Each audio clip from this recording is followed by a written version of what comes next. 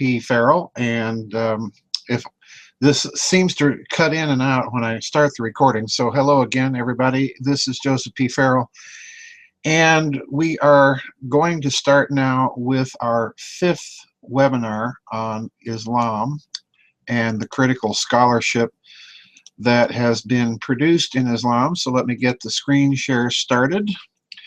As you can see, this is going to be a short, in fact, probably a very short part of this series of webinars.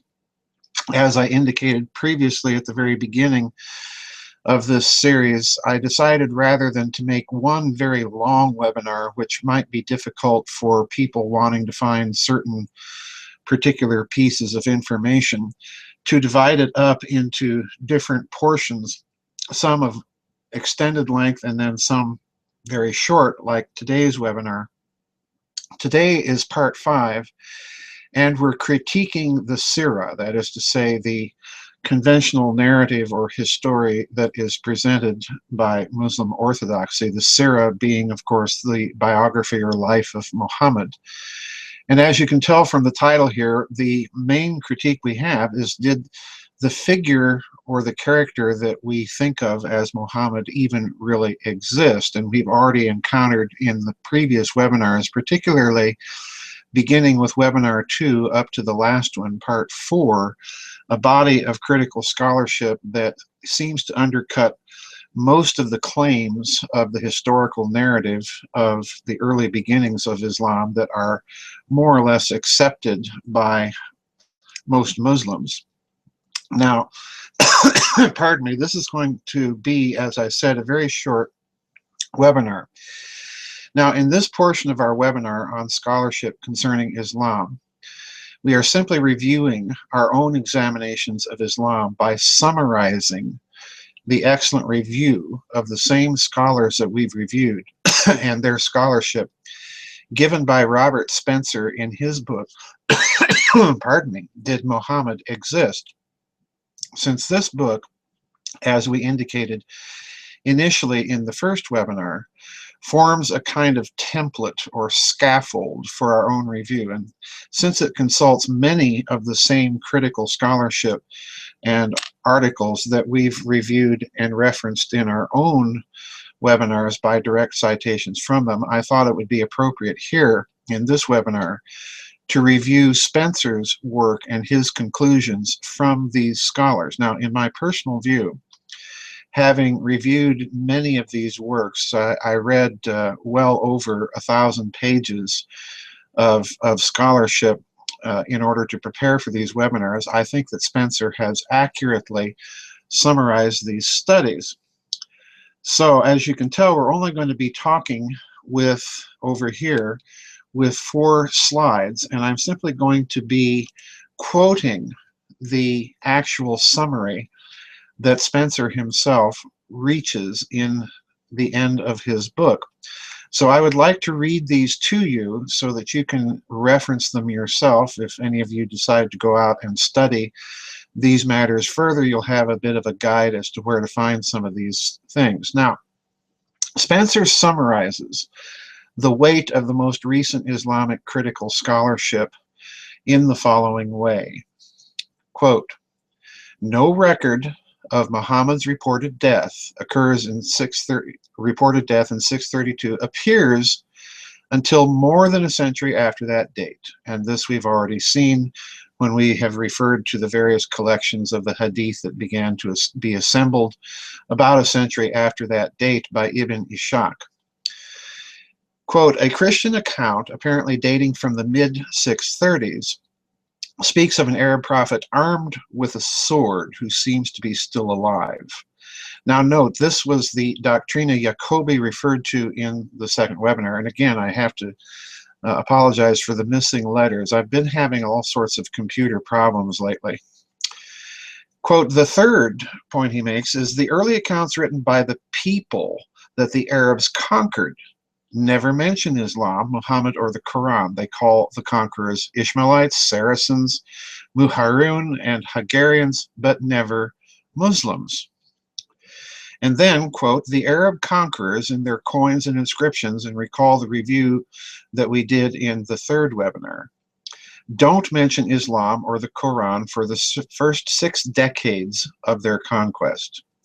Mentions of Muhammad are non-specific, and on at least 2 occasions are accompanied by a cross. And we saw this again in the third webinar when we reviewed some of the coins issued by the early caliphates. The word Muhammad can be used not only as a proper name, but also as an honorific. And again, we suggested that indeed the original use of the term Muhammad was as an honorific and not as a proper name, which it becomes in the later Islamic period.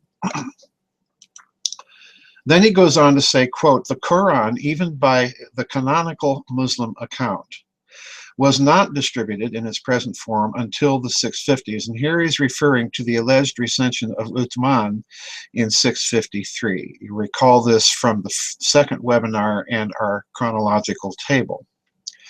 Contradicting that standard account is the fact that neither the Arabians nor the Christians and Jews in the region mentioned the Quran until the early 8th century.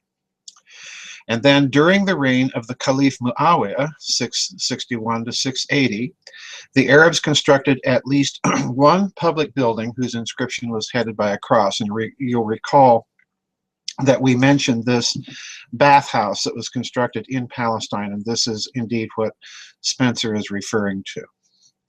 We begin hearing about Muhammad, the prophet of Islam, and about Islam itself in the 690s during the reign of the Caliph Abd al-Malik.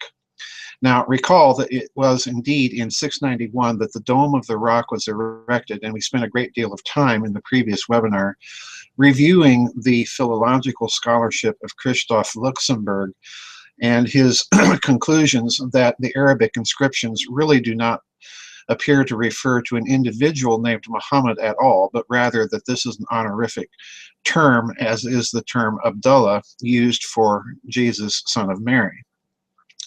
Coins and inscriptions reflecting Islamic beliefs begin to appear at this time also. And you'll recall that we suggested that this was perhaps due to the increasing tendency to create the Mohammedan version of Islam that might be associated with al-Hajjaj, the Arabic governor of Mesopotamia, of Iraq. Around the same time, Arabic became the predominant written language of the Arabian Empire, supplanting Syriac and Greek. And again, let us recall that the burden, really, of Luxemburg's philological scholarship regarding certain ambiguous passages of the Quran is due to the fact, in his opinion, and I think correctly so, again, I'm not a specialist in Arabic and certainly not in Syriac, but I can tell a good philological argument, having done the same thing with Greek and Latin texts myself, that his arguments are really quite sound and quite detailed. And this tends to indicate that maybe even the Quran itself, or large sections of it, were, pardon me, originally composed in the Syriac and then later possibly badly translated into the Arabic. Now, the final point that he makes on this slide is Abdul al-Malik claimed in a passing remark in one hadith to have collected the Quran, contradicting the Islamic tradition that the collection of the work was the work of the Caliph Uthman 40 years earlier. And then he goes on to note something that you'll recall was noted by Al-Kindi, the 9th century or early 10th century Christian Arab critique of the collection of the Quran that he wrote to his friend Al-Hashami. Spencer says multiple hadiths report that Hajjaj ibn Yusuf, the governor of Iraq during the reign of Abdullah Malik, edited the Quran and distributed his new edition to the various Arab-controlled provinces. Again, something that Uthman is supposed to have done decades earlier. Then he notes that even some Islamic traditions maintain that certain common Islamic practices, such as the recitation of the Quran during mosque prayers, date from the orders of Hajjaj ibn Yusuf, not to the earliest period of Islamic history. So this again tends to support the view that some scholars have had, that it was Hajjaj ibn Yusuf that really was one of the driving forces behind the creation of the kind of Mohammedan Islam that we associate with Islam today. And then nextly he says, quote, in the middle of the 8th century, the Abbasid dynasty supplanted the Umayyad line of Abd al-Malik. The Abbasids charged the Umayyads with impiety on a large scale.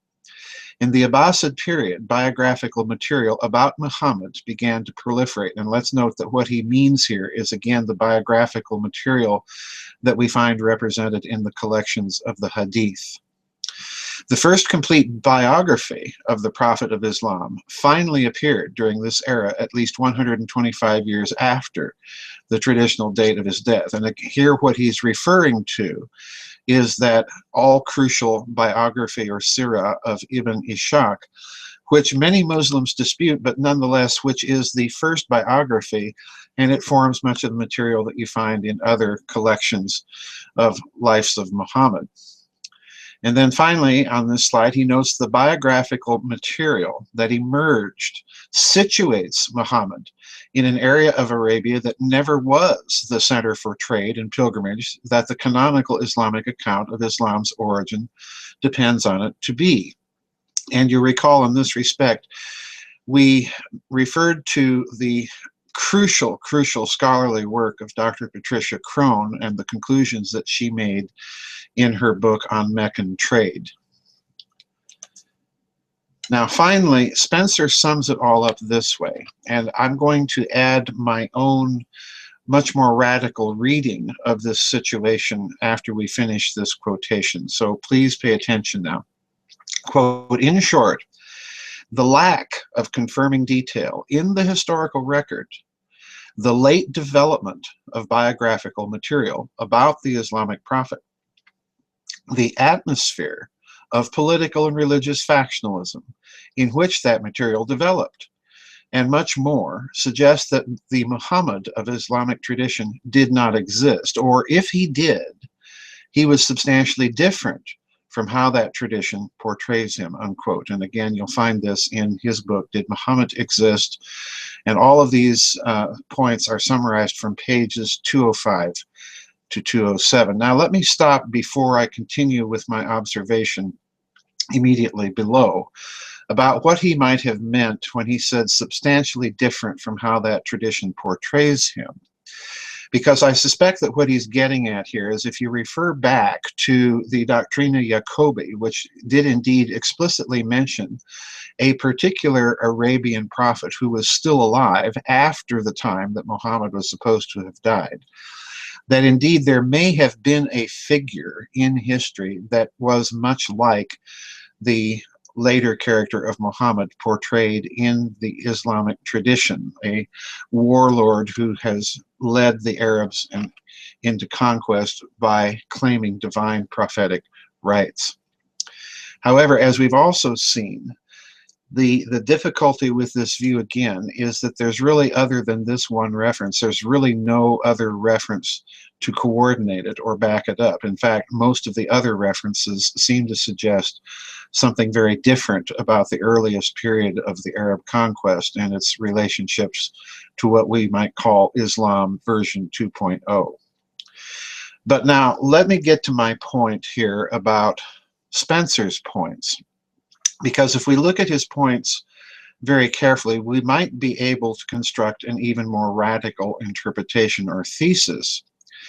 Because if the scholarly indications that Islam version 1.0 was a kind of Nestorian iconoclastic version of Christianity are true, then the subsequent emergence of Islam 2.0 in its Mohammedan form, in other words, seems to indicate that that was the deliberate creation of a concerted attempt to completely alter the previous common historical memory. It may have been, in short, a deliberate attempt at massive social engineering made in the service of a kind of diabolical proto-fascism, to form an ideology of libertinism, genocide, and conquest, and to wrap it in the mantle of divine sanction and manifest destiny. And indeed, that squares quite well with the history of the later Abbasid Caliphate and the expanding Arab conquests.